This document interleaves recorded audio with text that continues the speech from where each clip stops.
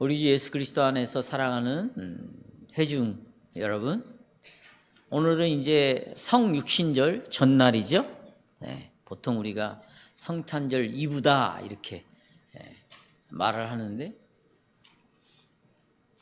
여러분 한 가지 묻고 싶습니다.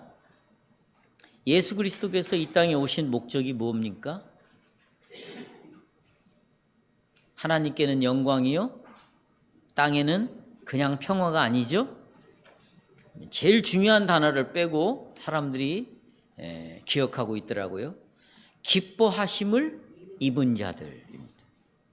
그건 하나님의 선택하신 양들만 평화를 누릴 수 있습니다. 하나님의 양들이 아닌 자들은 평화가 없는 것이죠. 그러니까 하나님의 기뻐하심을 입은 자들 중에 평화로다, 그 가운데 평화가 임한다 그랬습니다. 그랬습니다. 예수님 이 땅에 오신 목적은 평화를 주시기 위해서예요. 근데 이 평화는 굉장히 중요한 전제가 있습니다. 그것은 싸움을 전제로 하고 있다는 것입니다. 싸움. 전쟁이 없이는, 싸움이 없이는 평화는 올 수 없습니다.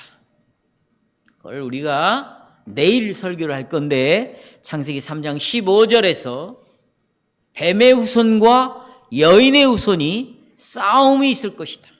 하나님 분명히 말씀하셨고, 그 여인의 후손을 통하여 이 싸움을 위하여 오실 것이다.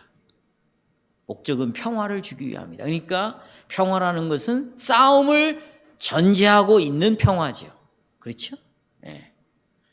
그래서 오늘 저는 계속해서 에베소서 6장, 특별히 사도 바울이 에베소 교회를 향하여서 마지막 결론으로 해주는 권면을 통하여서 이 싸움이 어떤 싸움인가, 그동안에 우리는 어떤 싸움을 해왔는가, 그리고 그 싸움이 있으므로 이 땅에 오셔야 될 예수 그리스도는 우리에게 주는 평화가 무엇인가, 이런 것들을 오늘 여러분에게 말씀을 드리고, 내일 성육신절날 더 구체적으로 창세기 3장 15절을 통해서 두 번째 설교를 이어가도록 하겠습니다.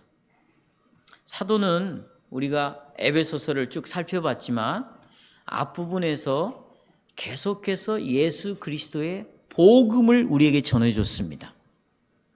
그 복음의 꽃은 어떻게 예수 그리스도를 믿는 자들이 교회를 이루게 되었는가. 그러니까 이 복음의 꽃은 교회를 통해서 이 꽃이 이제 피게 되는 거죠. 바로 그리스도 예수의 복음을 우리에게 전해줬고, 이 복음을 들은 자들은 두 번째 사도 바울이 전해준 것은 거룩하게 삶을 살아라입니다. 두 가지. 바로 에베소 성도들과 우리는 이 은혜의 복음과 거룩하라는 말씀에 견고하게 서 있어야 됩니다. 두 가지죠. 두 가지. 첫째는 뭐예요?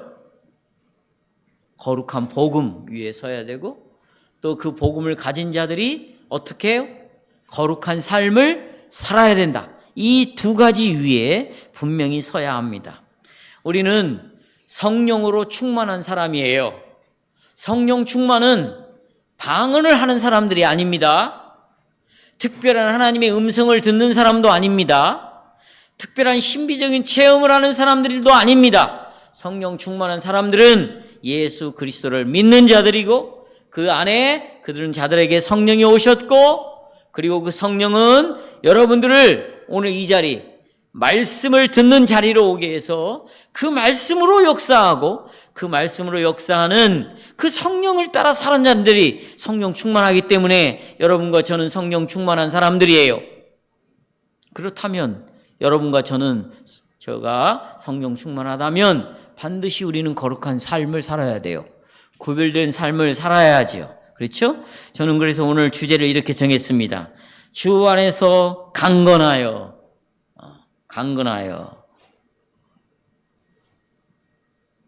마귀와의 싸움에서 굳게 서라. 이것이 오늘 설교의 주제입니다. 저는 이 주제를 가지고 세 가지를 말씀드립니다. 첫째, 확고부동하게 서라. 아까 굳건하게 서라 그랬죠? 확고부동하게 서라. 둘째, 올바른 옷을 입어라 그랬어요. 올바른 옷, 올바르게 바르게 입어라. 셋째, 계속해서 기도하라. 첫째입니다. 확고부동하게 서라. 성도 여러분, 우리는 견고하게 서야 돼요. 확고하게 서야 됩니다. 특별히 하나님과 우리와의 관계에서 확고부동해야 된다는 것입니다. 우리가 그동안 배워왔지만 우리는 그리스도의 교회로서 하나입니다. 그리스도의 교회로서 하나입니다. 또 결혼 생활에서 하나가 되었습니다. 또 우리는 가정 생활에서 하나가 되었습니다. 그럼 어떻게 이 하나로서 견고하게 설 수 있는가? 그것은 하나님의 능력으로만 가능하다. 아무리 내가 똑똑하고 잘나고 내가 우리 교회에 대하여 아무리 사랑을 하고 또 내가 우리 식구들을 참으로 소중하게 여긴다 할지라도 그걸로 우리가 견고하게 설 수 있는 것이 아니라 하나님의 능력으로만 우리가 견고하게 설 수 있다. 이것을 사도 바울이 오늘 10절에서 말하고 있습니다. 10절 읽겠습니다. 10절 시작. 끝으로 주 안에서와 그의 힘에 뭘로? 능력으로 강건하라 라고 말했습니다. 만약 우리가 우리의 힘으로 강건하려고 한다면 우리는 흔들리다가 넘어질 거예요. 자기 힘을 의지하는 자는 여러분 그것은 일시적인 것밖에 안 되는 거예요. 찰나적인 거죠. 순간적인 거예요. 그러니까 왜 이렇게 자꾸 넘어지는가? 가만히 보세요. 여러분이 뭘 붙잡고 있는가를 보시면 돼요. 다 자기 생각입니다. 자기가 할 수 있는 가능성이에요. 나는 이렇게 해야 하면 되겠지라는 자기의 계획이에요. 자기의 감정이에요. 자기와 관계를 맺고 있는 사람들이에요. 그러면 어떻게 해요? 곧바로 넘어지게 돼 있어요. 흔들리다 넘어집니다. 우리는 주 안에서만 강건해질 수 있습니다. 예. 자기 힘을 의지하면 안 된다는 거예요. 그러기 위해서는 넘어지지 않기 위해서는 전신갑주를 입으라는 거예요. 그래서 여러분도 아시다시피 전신갑주는 언제 입는 거예요? 전쟁을 할 때 입습니다. 그 말은 지금 우리가 전쟁을 하고 있는 거예요. 그래서 제가 이렇게 호통을 치는 거예요, 여러분. 예배는 전쟁이에요. 전쟁, 낭만이 아닙니다. 앉아서 그냥 평안하게 은혜스러운 말, 좋은 말, 나를 즐겁게 하는 말 듣고 돌아가는 것이 예배가 아닌 거예요. 따라서 예배는 싸움이다. 전쟁을 하고 있어요. 어떤 싸움? 영적인 싸움을 하고 있죠. 영적인 싸움을 하고 있습니다. 그래서 여러분, 영적인 싸움이에요. 이 싸움은 혈과 육에 관한 싸움이 아닙니다. 사람들을 상대하는 싸움이 아니에요. 그러니까 나는 조는 사람과 싸우는 게 아닌 거예요. 졸게 하는 마귀와의 싸움인 거죠. 이 마귀는 교회를 공격하고 있습니다. 예배드리고 있는 여러분을 지금 공격하고 있어요. 어떻게 해요? 유혹으로 유혹하고 있는 거죠. 여러분을 잡아뜨리려고 하고 있습니다. 파멸로, 멸망으로 인도하는 그 넓은 길, 그 멸망의 길은 여러분 장사가 잘 되는 길이에요. 너도 나도 몰리는 길이에요. 예. 이 길로 많은 사람들이 가고 있습니다. 그리고는 마귀는 나를 유혹해서 너도 그 길로 가라, 이렇게 나를 지금 유혹하고 있어요. 그리스도께서 하나가 되신 내 가정, 또 남편과 아내와의 관계, 그리고 하나로 만들어진 이 교회 안에 불화, 하나를 깨는 그런 생각, 말을, 조성을 마귀가 하고 있는 거죠. 그래서 부부관계를 허물어뜨리고 부모와 자녀관계를 깨뜨리고, 그래서 우리가 견고하게 서려고 할 때마다 마귀는 우리를 공격해서 자빠지고 넘어지게 한다. 그러니 전신갑주를 입으라고 사도 바울이 우리에게 말하고 있습니다. 성도 여러분, 여러분도 잘 아시다시피 마귀는 정말로 교활합니다. 아주 간사합니다. 이 사실을 여러분이 잘 아시잖아요. 우리가 이것을 어디에서 알 수 있습니까? 에덴 동산입니다. 하나님이 아담과 하와에게 선악을 알게 하는 나무의 열매를 절대로 먹지 말아라. 분명히 계명을 줬습니다. 그리고 네가 나를 상대하는 방식은 이 계명을 순종하는 방식으로 너는 나를 섬길 수 있다는 거예요. 우리가 하나님 앞에 예배를 드린다라는 것은 하나님을 섬긴다라는 단어예요. 예배는 하나님을 섬긴다는 뜻이에요. 그런데 예배를 하나님이 섬기는 것인데 바로 하나님의 계명에 순종하는 것을 통하여 우리는 예배를 드릴 수 있는 겁니다. 하나님을 섬기는 거예요. 여러분, 부모를 섬긴다는 것은 뭡니까? 부모의 말을 들음으로 부모를 섬기는 거죠. 근데 부모의 말을 거역하고 부모를 향하여 대들고 부모와 딴 마음을 가진 자가 부모를 사랑한다, 부모에게 효도한다, 이건 거짓말인 거예요. 하나님은 너희들을 내가 만들었을 때는, 내 형상대로 지었을 때는 나를 섬기라고 내가 너희들을 만들었다. 모든 물건을 만들 때는 목적이 있는 것이에요. 시계를 만들 때는 이걸 가지고 밥을 떠먹으라고 만든 것이 아니라 시간을 보라고 그랬어요. 마이크를 만들 때는 사람들에게 말을 할 때 큰 소리로 확대시켜서 말을 할 때 사용하라는 것이에요. 하나님이 여러분을 창조했을 때는 목적이 있는 거예요. 여호와만을 섬기라는 거죠. 어떻게? 계명을 지킴으로.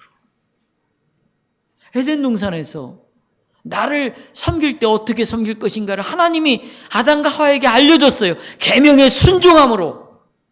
그런데 마귀가 뱀의 형태로 유장을 해가지고 하와에게 이 선악과를 먹도록 했습니다. 이게 마귀입니다. 우리는 이 마귀가 얼마나 간사하고 교활하고 교묘하고 정교한가, 마귀는 얼마나 대단한 책략가인가를 우리가 알고 있습니다. 마귀는 여러분이 가장 약한 부분을 알고 있어요. 정확히 알고 있어요. 여러분이 약한 부분을. 그걸로 넘어뜨릴 계략을 마귀는 꾸미고 있습니다. 사도 바울은 말합니다. 지금 우리는 마귀와 마주대하고 있다. 이걸 잊어서는 안 된다는 거예요. 예배를 드릴 때도 누구와 마주대하고 있어요? 마귀와. 그래서 말하잖아요. 정치, 통치자들, 권세가들, 이 어두운 세상 주관자들, 하늘의 악한 영들을 너희들은 마주하고 있다는 것을 절대로 잊어서는 안 한다. 지금 보십시오. 이 통치자들, 권세자들, 이 어두운 세상의 주관자들, 하늘의 악한 영들, 이것은 마귀와 그 쫄개들을 말하는 호칭이에요. 호칭. 타락한 천사들입니다. 여러분, 악한 영의 세계가 있어요. 악한 자들이 있단 말이에요. 그들은 영물이기 때문에 눈으로 보여요, 안 보여요? 보이지 않습니다. 그래서 전신갑주를 입으라는 거예요. 하나님께서는 천지를 지으셨을 때 천사들도 창조했습니다. 이 천사들을 뭐라고 부르냐? 통치자, 권세자, 주관자, 다스리는 자라고 부르고 있어요, 성경이. 창세기 1장 1절과 그리고 아담과 하와가 타락하는 그 사이에, 천지를 창조하고 그 다음에 아담과 하와가 타락했을 요 사이에 상당한 규모의 천사가 사단 아래에서 하나님을 반역했습니다. 많은 천사들이 하나님을 반역했어요. 그리스도께서 그러나 십자가 위에서 이 반역한 천사들을 패배시켰어요. 자, 15절 읽겠습니다. 골로새서 2장 15절 핸드아웃 보시면 같이요. 시작. 통치자들과 권세들을 어떻게 무력화하여, 누가? 예수님이. 그리고 무력하여 그들을 드러내어 구경거리로 삼으시고 뭘로 이겼다? 십자가로 그들을 이기셨다. 이 마귀와 그 졸개들을 십자가로 이기셨다. 이 사실을 에베소서 1장 20절 21절에서도 말하고 있습니다. 20절 읽겠습니다. 그의 능력이 그리스도 안에서 역사하사 죽은 자들 가운데서 다시 살리시고 하늘에서 자기 오른편에 예수님을 앉혔대요. 21절 모든 또 나옵니다. 통치와 권세와 능력과 주권, 이건 전부 마귀를 나타내는 말이에요. 그 쫄개들을 나타내는 말이에요. 주권과 이 세상뿐만 아니라 오는 세상에 일컫는 모든 이름이 예수님을 어떻게 했다고요? 뛰어나게 했다.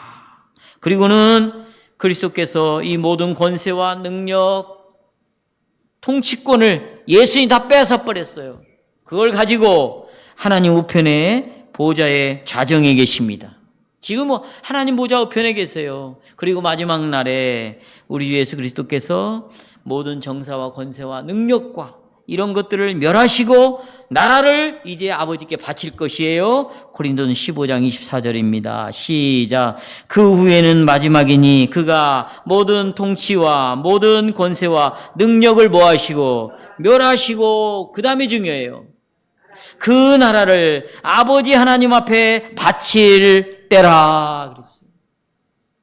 십자가로 이 마귀와 쫄개들을 이기시고 이들을 이제 마지막 날이 되면 이들을 완전하게 다스리심으로 하나님의 나라를 누구에게 바친다? 하나님 아버지께 바친다.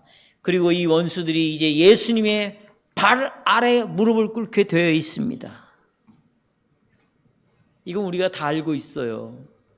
그러나 동시에 성도 여러분, 우리가 예수님이 이 땅에 오시는 날을 기다리는 동안에 마귀와 그 졸개들은 여전히 뭐가 있을까요?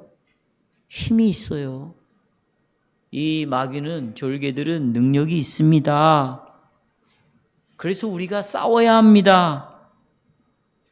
그러기 때문에 10절에서 나오는 요 말의 번역이 문제가 있다고 말할 수 있어요.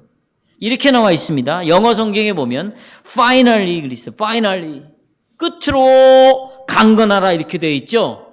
그렇죠? 이 번역이 문제가 있어요. 번역을 바꾸겠어요. 이렇게 결론적으로 에베소서를 다 쓰면서 결론적으로 이제부터는 이렇게 번역을 해야 돼요. 끝으로 강건하라 이게 아니고 이제부터.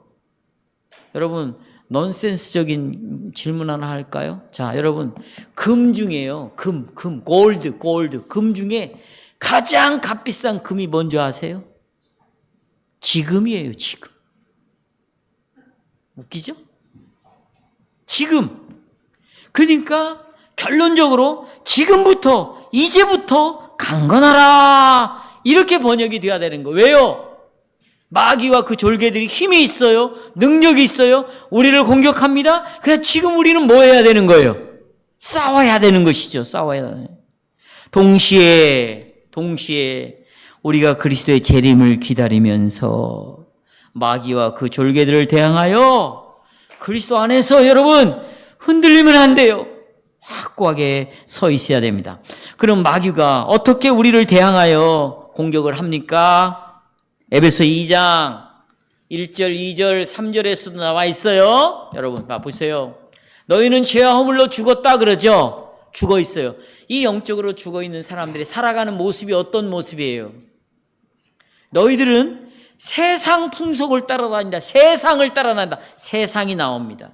두 번째로 너희들은 공중권세 잡은 자, 곧 불순종의 아들을 가운데 역사하는 영, 그건 누구를 가리켜요? 마귀를 가리킵니다. 세상이 나왔어요. 마귀가 나왔습니다. 그 다음에 죄와 허물로 죽었던 사람들은 또 누구를 따라가냐? 자기의 육신, 곧 마음에 원하는 대로 살아간다. 그래서 세 가지가 나옵니다. 세상 풍조, 세상. 마귀를 따라갑니다. 세상을 따라갑니다. 마귀를 따라갑니다. 그 다음에 자기 마음에 원하는 대로 살아가는 거예요. 이것이 죄와 허물로 죽어버린 영혼들의 상태입니다. 다 따라서 하십시오. 마귀, 세상, 자기의 마음대로. 내 마음이야. 이 말은 여러분, 나는 영적으로 죽어 있어. 이 말하고 똑같은 거예요. 지금 제가 말하는 게 아니에요. 성경이 말하는 거죠. 그런데요, 이 마귀와 세상과 자기의 마음에 원하는 대로서는요, 어떻게 우리를 역사하는가? 직접이나 간접적으로 우리에게 역사를 하는 거예요. 어떻게 해요? 직접, 때로는 간접적으로. 어떻게 해요? 끊임없이 죄를 지켜야 하는 거예요. 끊임없이 죄를 지켜야 하는 거예요. 저는 여기에 대해서 물론 성경을 통해서 우리에게 말해주지만, 제가 이번 한 주간 동안에 도스토옙스키의 죄와벌을 다시 한번 읽었어요. 저는 이 책을 여러 번 읽었어요. 이 책을 보십시오. 어떻게 주인공을 마귀가 역사를 해서 그 죄를 지켜야 하는지. 그러나 도스토옙스키가 말하고 싶은 것은 그 전당포의 자매 두 언니와 동생을 주인공이 죽이잖아요. 죽여요. 그리고 돈을 훔칩니다. 근데 돈도 쓰지도 못해요. 이 내용을 통해서 이 유명한 이 도스토옙스키가 말하고 싶은 것은 뭐냐면, 그렇게 사람을 죽여서 죄인이 아니라는 거예요. 이미 죄인이기 때문에 사람을 죽인다는 거예요. 이걸 여러분 놓쳐서는 안 돼요, 이 죄와 벌을. 여러분 지금 죄를 짓고 있는 것, 왜 죄를 짓는 거예요? 왜 내 마음대로 살아요?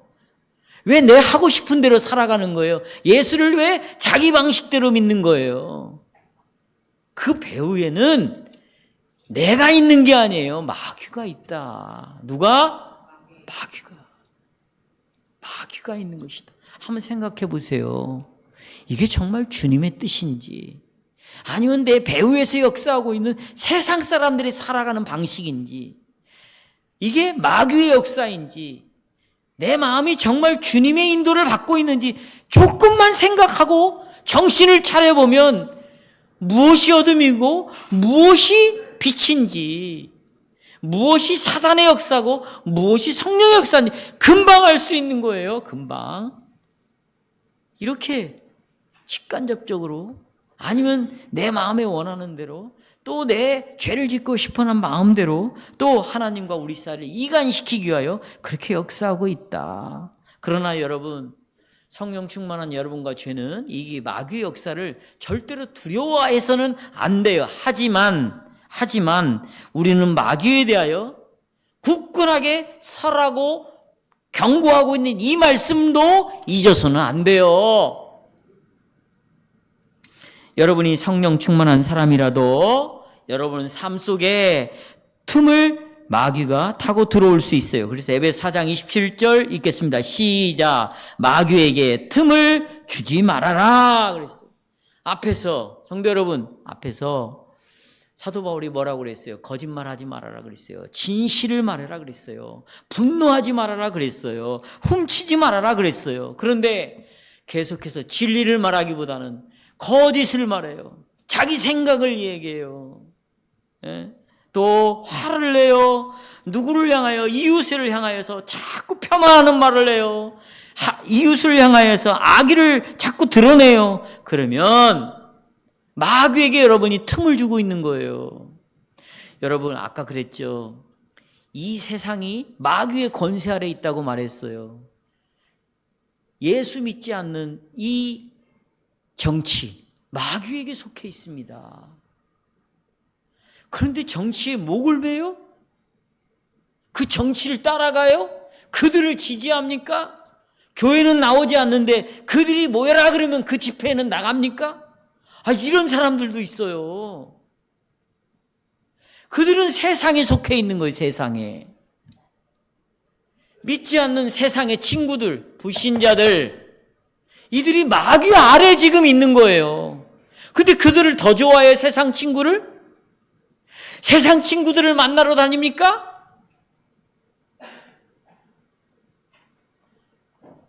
나는 예수를 믿는다고 하면서도 마귀의 정체를 모르는 자는 예수도 모르는 자들인 거예요.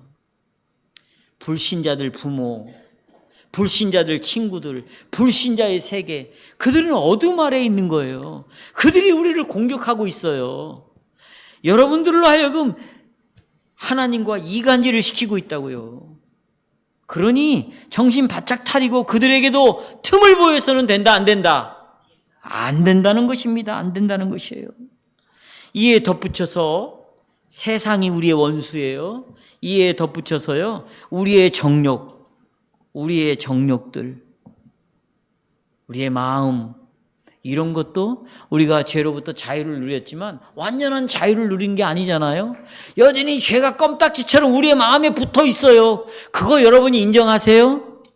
제가 세상과 지금 우리의 마음의 정욕을 이야기하고 있어요. 여러분, 이 세상을 보십시오. 성경에서 말하는 윤리를 그들은 조롱하고 있어요.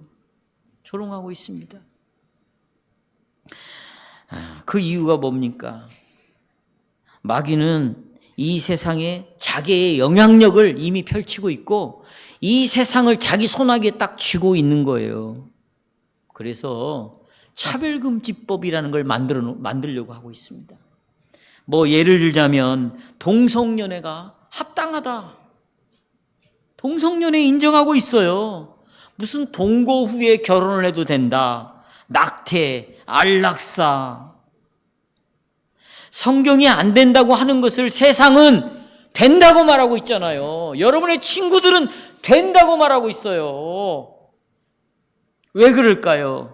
왜 그렇게 용인할까요? 왜 그것을 받아들일까요? 그 배후에 누가 있는데요? 그래요, 마귀가 있습니다. 여러분은 이 왜 사회가 성경적 윤리를 비웃는다고 생각합니까? 왜 이 사회가 간음하고 이혼이나 음행이나 동성애 같은 것을 인정하고 선호한다고 생각합니까? 이미 이 사회는 사단의 손아귀에 있습니다. 그리고 이제는 교회를 자기 수중에 넣으려고 그래요. 그래서 교회에서 이런 설교를 못하게 되어 있어요, 앞으로는. 그러나 여러분도 그렇게 생각하십니까? 이 정도는 괜찮아. 이 정도는 괜찮아. 이렇게 말하기를 원해요? 우리 교회는 너무나 세. 우리는 너무나 강해. 이 말은 뭐예요? 우리 교회는 문턱이 너무 높아. 이러기를 바라요? 마귀가 하는 짓을 생각한다면 이렇게 말하는 것은 굉장히 위험한 말이에요. 성도 여러분, 우리는 주 안에서와 우리의 강력한 힘 안에서 강건해져야 돼요. 왜요? 세상이 이런 세상이니까. 또 하나 마귀의 동맹군이 있다고 그랬어요. 그게 뭡니까? 우리의 정욕입니다. 아까도 말씀드렸지만 악은 여전히 우리에게 달라붙어 있어요. 우리는 죄의 지배와 종살이에서 자유케 됐죠. 그러나 옛 본성으로부터 완전히 자유롭게 되지는 못했어요. 그래서 마귀와 그 졸개들은 우리의 가장 약한 부분을 공격을 합니다. 여러분, 여전히 약점이 있잖아요. 남아있잖아요. 우리에게 약점 없는 사람이 어디 있습니까? 그런데 그 약점을 노려가지고 우리를 충동시키는 거예요. 그래서 우리를 충동을 시켜가지고, 너 하나님을 뭘 즐겁게 하려고 그래. 네 자신을 위해서 살아. 행복을 위해서 살아. 네 자신이 즐겁게 살면 돼. 우리의 마음을 그렇게 마귀가 움직이고 있어요. 그래, 좋아요. 여러분의 행복을 위해 산다고 합시다. 여러분의 자신의 마음을 즐겁게 하기 위하여 돈도 벌고 직장도 다니고 여러분이 친구들도 만나고 산다고 하십시다. 그 다음에는 뭔데요? 여러분, 우리의 행복을 위해서 다른 사람을 불행하게 만드는 거예요. 나를 즐겁게 하기 위해서 다른 사람을 슬프게 한다고요. 그것이 행복이에요? 그것이 기쁨일까요? 아니잖아요. 기독교는 뭔데요? 복음은 뭔데요? 내가 불행해지더라도 다른 사람을 유익을 위해 사는 거예요. 내가 슬픔이 온다 할지라도 다른 사람을 기쁘게 하는 것이에요. 예수님은 이 땅에 여러분 죽기 위해서 왔어요. 무슨 즐거운 크리스마스야. 무슨 크리스마스가 즐거워요, 여러분. 죽기 위해서 오신 분인데 말 위에서 태어났어요. 그분은 세상에 한 점으로 왔어요. 어린아이로. 그러다가 여러분 죽었어요. 그게 기독교예요. 그게 교회가 세워진 목적이에요. 그게 여러분을 구원시킨 목적인데 내 마음에 원하는 건 행복해지자는 거 아니에요. 높아지자는 거 아니에요. 부자가 되자는 거 아니에요. 기쁘게 살자는 거 아니에요. 이런 기독교는 없는 거예요. 이것은 거짓 교회에서나 추구하는 것이죠. 여러분, 우리의 마음을 따라가면 안 되는 거예요. 마음을 따라. 우리가 정말 굳건히 서 있을 때만 이런 마귀 세 가지 말씀드렸어요. 마귀가 어떤 존재인가 말씀드렸죠. 세상이 지금 어디에 속해 있는가 말씀드렸어요. 우리의 마음이 어떤 상태인가를 말씀을 드렸어요. 두 번째, 이제 바르게 입으라. 한번 따라서 해보세요. 바르게 입으라. 백왕교회 성도 여러분, 자, 저를 한번 보십시오. 여러분이 장소에 따라서 옷을 다 다르게 입잖아요. 그렇죠? 교회를 나올 때 입는 옷이 있어요. 그러나 야유회를 간다. 그러면 또 다른 옷을 입을 수 있어요. 여러분이 결혼식을 갈 때 입는 옷이 있죠. 입고 가는 옷이. 그러나 텃밭에서 일을 한다. 그러면 입는 옷이 다르죠. 우리가 경우에 따라서 옷을 입는 거죠. 사도 바울이 이 말을 하고 있어요. 합당하게 옷을 입으라. 좀 맞춰서 옷을 입으라. 이 얘기를 우리에게 지금 하고 있어요. 사도 바울은 주 안에서 굳게 서서 마귀와 싸울 때 입는 옷을 입으라는 거예요. 그것은 전신갑주라는 옷입니다. 한번 따라서 해봐요. 전신갑주. 여러분도 아시다시피 그리스도의 생활은 전쟁이에요. 우리는 그리스도의 군인이에요. 군사. 아까 웅이 형제 오늘 제대하고 왔지만 여러분, 우리는 제대가 없어요. 이 그리스도인의 군사는. 우리는 군인이라는 걸 잊어서는 안 돼. 그래서 여러분, 허리띠를 매라고 그러잖아요. 허리띠. 그 다음에 가슴에 흉패. 그 다음에 군화 신으래요. 머리에는 전투모를 쓰라는 거죠. 손에는 뭘 들으래요? 방패와 검을 들으라는 거 아니에요. 왜요? 우리는 군인이니까. 바울은 이것을 전신갑주라고 말해요. 하나님의 전신갑주. 자, 하나님의 전신갑주라는 말이 어디서 왔을까요? 이게 이사야에서 왔어요. 어디서요? 이사야에서 사도 바울이 이걸 가지고 온 말이란 말이에요. 읽어보겠어요. 이사야 11장 5절. 예수님을 묘사하는 말들이에요. 승리하신 메시아를 묘사하는데, 자, 5절. 공의로 그의 허리띠를 삼으며, 그 다음에 성실로 그의 몸에 띠를 삼으라 그랬어요. 예수님의 허리띠는 뭐예요? 공의, 의의가 예수님의 허리띠예요. 그 다음에 예수님의 허리와 어깨를 동여맨 어깨띠가 있대요. 그게 뭐냐? 신실함이래요. 따라서 공의, 신실함. 그리고 이사야 59장 17절은 이제 의로 그의 흉패를 드시고 그 머리에는 구원의 투구를 씌우고 그분의 속옷은 보복의 속옷을 입히시고 그 예수님은 겉옷은 열심히 바로 예수님의 겉옷이다. 자, 17절 같이 읽어볼까요? 시작. 공의를 갑옷으로 삼으며 그 다음에 구원을 자기의 머리에 써서 투구로 삼으시며 보복을 속옷으로 삼으시며 열심을 입어 멋으로 삼고 겉옷으로 삼고. 제가 여러분 보십시오. 지금 둘째째 뒤에 올바르게 옷을 입으라 그랬어요. 그러면 우리가 지금 전쟁 중에 있는 영적인 군사들이니까 우리가 입어야 될 옷은 무슨 옷? 하나님의 무슨 옷? 전신갑주를 입어라. 그런데 전신갑주라는 이 옷은 구약의 이사야에 이미 앞으로 오실 예수님이 입었던 옷이라 그 말이에요. 그렇죠? 그걸 지금 우리가 하나하나 살펴보고 있어요. 바로 바울은 이사야의 이 말씀을 한마디로 말미암아 하나님의 전신갑주라 이렇게 부르면서 우리에게, 여러분과 나에게 이 전신갑주를 입으라고 말하고 있습니다. 우리가 이 전신갑주를 입어서 악한 자의 공격을 견뎌내고 또 이 전신갑주를 입음으로 악한 자와의 이 전쟁에 가담을 해가지고 그들을 물리칠 수가 있다는 것이에요. 자, 그러면 우리가 가담하는 이 전쟁에는 두 가지 성격이 있어요. 하나는 막아내야 될 전쟁이에요. 또 하나는 뭐 해야 돼요?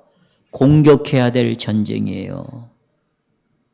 두 가지의 성격이 있어요. 막아야 될 성격이 있어요. 자, 그러면 어떻게 막는가? 어떻게 막는가? 제가 여기 5가지 적어놨어요. 첫째, 우리는 허리 주변에다가 반드시 허리띠를 채워야 됩니다. 14절 시작. 그러므로 여러분은 진리로 허리를 뭐하고, 여기 진리 동그라미.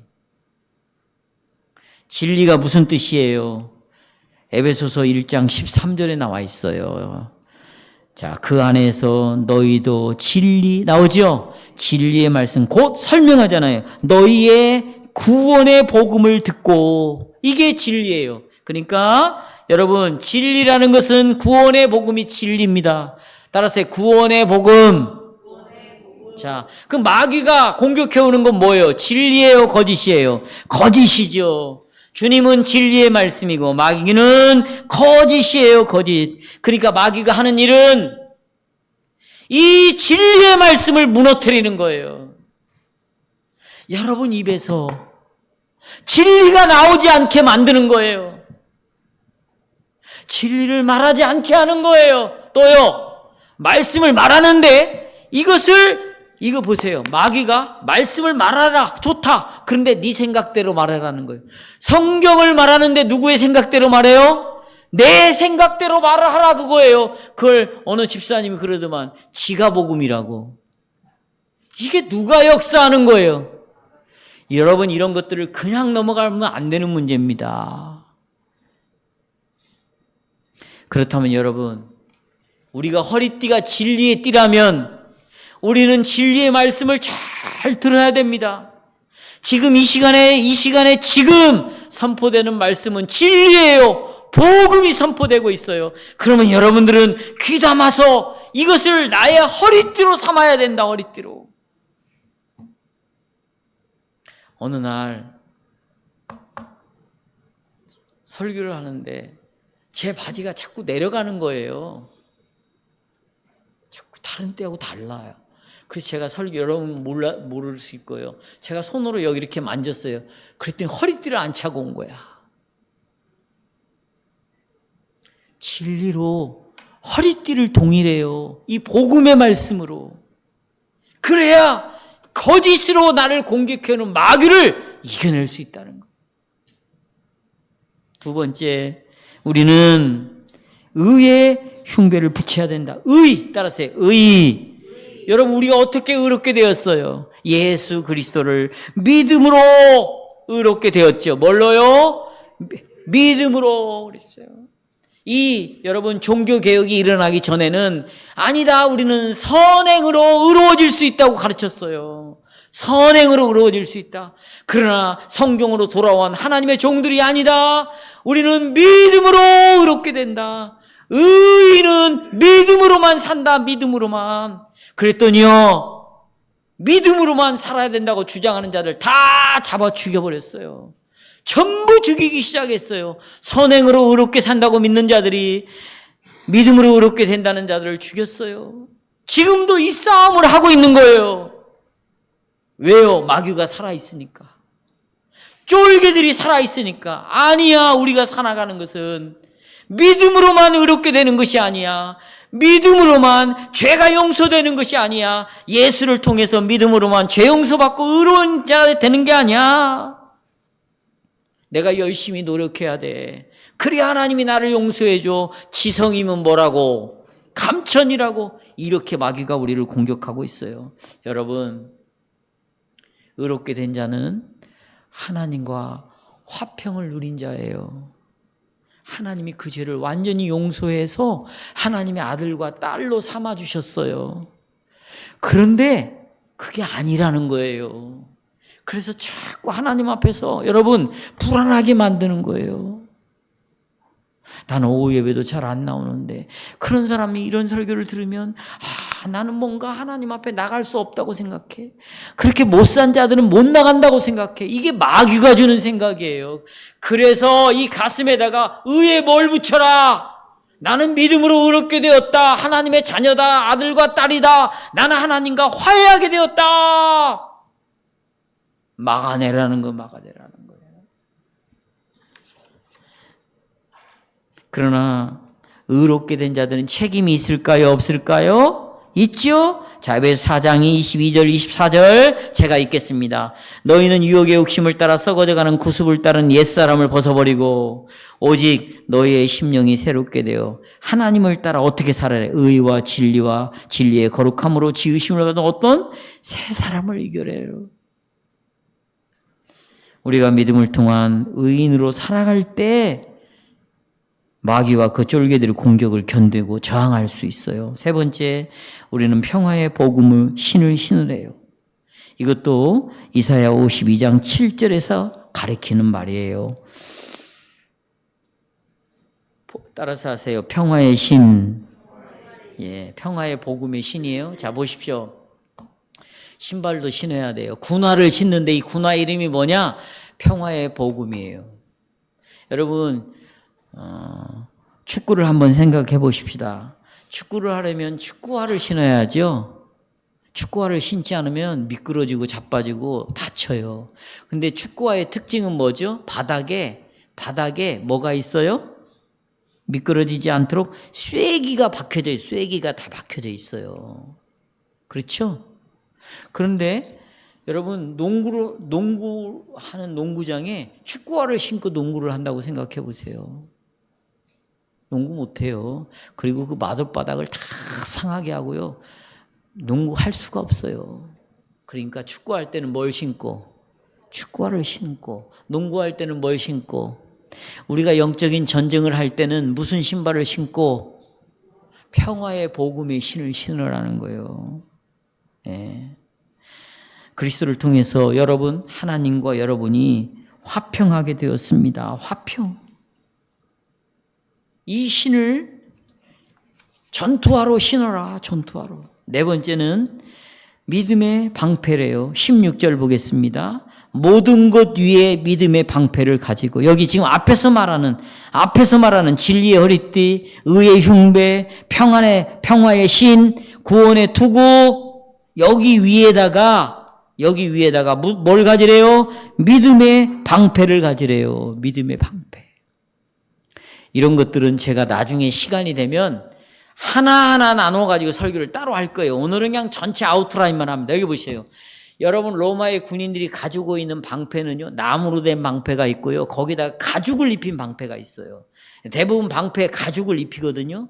전쟁을 나갈 때는요, 이 가죽을 반드시 물에 적셔요. 왜? 적들이 불화살을 쏘아요. 그것이 방패에 박혔을 때 물에 적셔져 있는 그 가죽에 이 화살이 꽂히면 그냥 이 불화살이 꺼지게 되어 있다고요. 꺼지게 되어 있어요. 이 불화살이 뭘까요? 보십시오. 성경에 찾아보면 이 불화살은요, 다 여러분의 감정과 느낌에 관련이 되어 있어요. 따라서 감정과 느낌. 제발 여성들은 굉장히 좋은 것도 있지만 위험한 걸 갖고 있어요. 그게 여성들이 갖고 있는 감정이에요. 느낌. 이건 남자들도 마찬가지예요. 그러면 이 느낌과 감정이 굉장히 발달되어 있는 사람은요, 증상이 있습니다. 의심을 많이 해요. 뭘 많이 한다고요? 그게 다 느낌이거든요. 느낌. 의심. 또 불신. 이게 감정과 느낌에서 나오는 거예요. 뭔가 자꾸 의심이 생겨. 그리고 여러분, 이런 불신과 의심은 과거에 그런 걸 많이 경험한 사람들이에요. 부모로부터. 뭐 누구로부터 자꾸 의심하고 불신을 자꾸 경험해가지고 이제 신앙 새 사람이 되었는데도 새로운 감정, 거듭난 감정을 갖고 있는데도 불구하고 자꾸 의심하고 불신하게 되고 이게 불화살인 거예요. 그런데 여러분, 의심과 불신이 이게 끝나는 게 아니에요. 완전히 내 영혼을 태워버리는 거예요. 그리고 이 의심과 불신뿐만 아니라 이 섭섭한 마음, 내가 지난번에도 한번 말했잖아요. 예를 들자면 이런 거예요. 목사가 같이 성도들하고 공을 차는데 죽기 살기로 공을 차는 거예요. 그럼 섭섭한 마음이 드는 거야. 뭐 목사가 저렇게 죽기 살기로 운동을 저렇게 하냐. 또 목사가요, 죽기 살기로 안 차. 설설 차. 무슨 목사가 저렇게 게으르게 공을 차지? 뭐 이런 거죠. 잘해도 섭섭해, 못해도 섭섭해. 그러니까 저는 여러분하고 말을 섞을 수가 없는 거예요. 왜요? 이 말하면 이 말 때문에 섭섭해. 저 말하면 저 말 때문에 섭섭해. 아니, 이 교회 말고 전에 교회. 이게요, 불화살인 거예요. 섭섭한 마음. 아니, 아무것도 아닌데 남편의 그 한마디에 섭섭한 마음이 드는 거예요. 거기서 끝나나? 옛날 일부터 다 가지고 오는 거 또다시. 여러분 영혼을 태워버리는 거예요. 가정을 태워버리는 거예요. 끝났어요. 그런 거하고는. 옛사람이 죽었다고 말하잖아요. 죽었는데 그런 감정들이 왜 나타나서 나를 움직이냐고. 그런데요, 이 방패는 이런 것들을 전부 불화살을 무기력하게 만든다. 5번째, 뭘 써라? 구원받았다. 여러분, 따라서요. 나는 구원받은 자다. 신분이 달라졌어요. 신분이. 보세요. 누구 때문에 구원받았어요? 예수님 때문에. 그러니까 여러분 자신을 예수님과 떨어져서 생각하면 안 돼요. 구원의 투구를 쓰래요. 생각할 때마다 구원의 전투모를 쓰고 다녀래. 예수와 떠나서 생각하지 마세요. 나는 하나님의 자녀다. 나는 구원받았다. 이건 내 행위로 된 것이 아니라 오직 예수님 때문에 그렇게 된 것이다. 마지막으로 이제 뭐예요? 공격용 무기가 뭐예요? 검이에요. 하나님의 뭡니까? 말씀이에요. 여러분, 예수님께서 어떻게 마귀를 이겼죠? 말씀으로 이겼죠. 근데 여기서 이런 생각을 하면 돼요. 그러니 나도 이 말씀만 말하면 내가 다 이긴다. 이런 생각하면 안 돼요. 이런 신비적으로 말씀을 생각하는 건 위험한 겁니다. 성경을 신비적으로 인용하지 말아라. 마치 이런 거죠. 연말에 말씀 뽑아가지고 이 말씀이 대로 우리 가정이 이룰 거. 이것은 성경을 잘못된 길로 끌고 가는 거예요. 여기 예수님이 말씀으로 마귀를 이겼다라는 말은 예수님은 말씀을 잘 알고 있었다 이런 말이에요. 말씀을 잘 알아야 유혹에 넘어지지 않아요. 그렇죠? 예. 그래서 이제 이 말씀으로 마귀를 이길 뿐만 아니라 이제는 우리가 적극적으로 이 복음을 전해야 돼, 안 전해야 돼요? 전해야 돼요. 전해야죠. 그러기 위해서 3번째로 계속 뭐 해야 된다? 기도해야 된다. 여러분, 우리가 영적인 전쟁에서 이기기 위해서는 기도 없이는 불가능해요. 왜요? 기도할 때만 능력을 주세요. 따라서 기도할 때 능력이 온다. 기도하지 않으면 능력이 생기지를 않는 거예요. 왜 능력이 안 생기는가? 기도는 곧 하나님을 신뢰하는 건데 신뢰하지 않는 자가 어떻게 능력이 생길 수 있겠어요?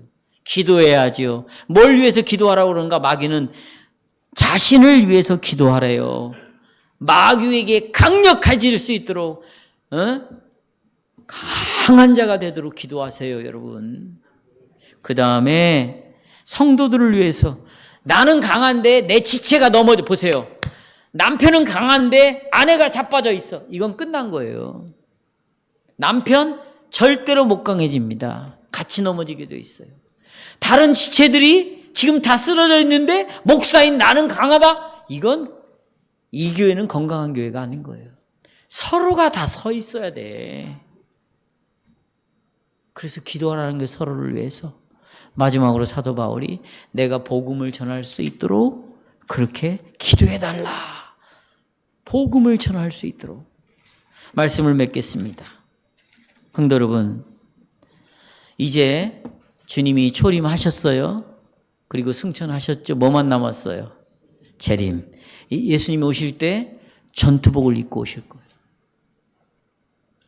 전투복 입고 오실 거예요. 이 지금 전신갑주를 두르고 예수님이 오실 거예요. 그리고 보세요. 그가 가지고 있는 입에서 나오는 검, 말씀을 뿜어낼 거예요. 네. 이 말씀으로 사단을 멸할 거예요. 그 사단의 졸개들을 멸할 거예요. 그리고 그를 따르는 수많은 악한 자들을 하나님이 영원한 불꽃 속으로 다 집어넣어 버릴 것이에요. 그때 예수님이 그 일을 하는 것이 뭐냐? 전신갑주예요. 검으로 할 것이고요. 그가 가지고 있는 진리의 띠로 할 것이고요. 그 의로우신 의의 흉배가 그 능력을 나타낼 것이고 심판할 거예요. 그가 우리에게 주신 구원이 그걸 믿지 않는 자들에게 영원한 멸망으로 끌고 갈 거예요.